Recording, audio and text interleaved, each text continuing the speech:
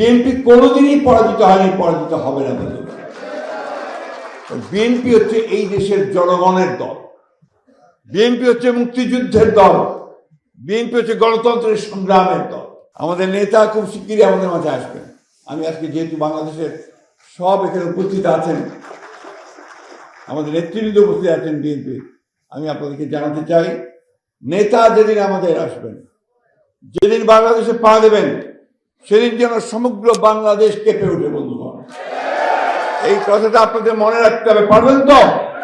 ইনশাআল্লাহ আমরা সেই দিন আমরা গোটা বাংলাদেশের চেহারাকে বদলে দিতে চাই।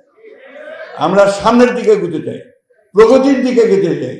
বাংলাদেশকে আমরা বাংলাদেশের একটা মর্যাদার আসনে প্রতিষ্ঠা করবার জন্য আমাদের নেতার যে চিন্তা ভাবনা তাকে বাস্তবায়িত করার জন্য আমরা সামনের দিকে এগিয়ে যেতে চাই।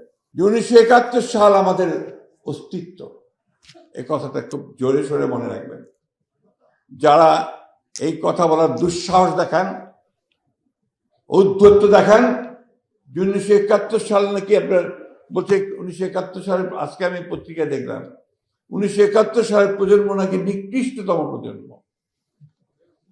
কোন সাহস এই কথাগুলো বলে তারা?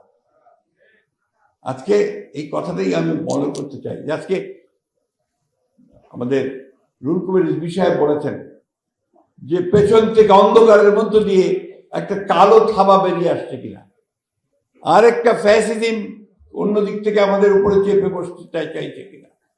আজকে মানুষকে বিভ্রান্ত করে এবং দুর্ভাগ্যজনক ভাবে আমাদের প্রিয় ধর্মকে ব্যবহার করে তারা আজকে বাংলাদেশের মানুষকে বিভ্রান্ত করতে চাইছে কিনা।